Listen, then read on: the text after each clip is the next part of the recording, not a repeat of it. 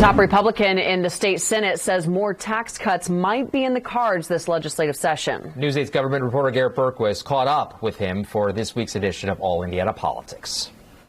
Senate President Pro Tem Rod Bray has suggested more of a reactive role for his chamber this session. The House always goes first on budget items.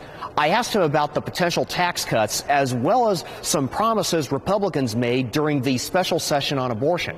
In order for us to continue to get these tax decreases, we're going to make sure that our finances are still in good shape. I'll tell you one other thing that we're going to work a little bit on and talk and think a lot about this legislative session is a task force that's going to look at whether Indiana should consider going to zero income tax.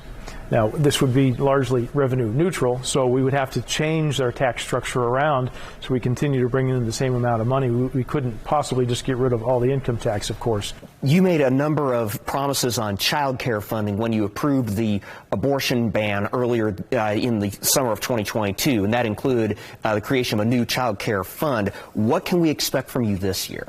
Well, that'll be largely a budget piece, and you're right. We put in, I think it was $87 million in July in our special session, and promised at the time we'll continue to work on that, and you'll see us do that. It'll be a product of the budget where we make sure that we're taking care of mothers, pregnant women, and their new babies as well. So we hope to be able to do that in a very robust way. But again, that gets back to the point that if there's only so many new dollars to go around, so we have to be responsible with how we do that.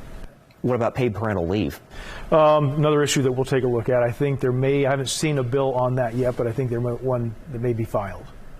You can catch much more of my interview with Bray on this Sunday's edition of All Indiana Politics. It airs at 9:30 in the morning right here on Wish TV. Garrett Bergquist, Wish TV, wishtv.com, and follow us on Facebook.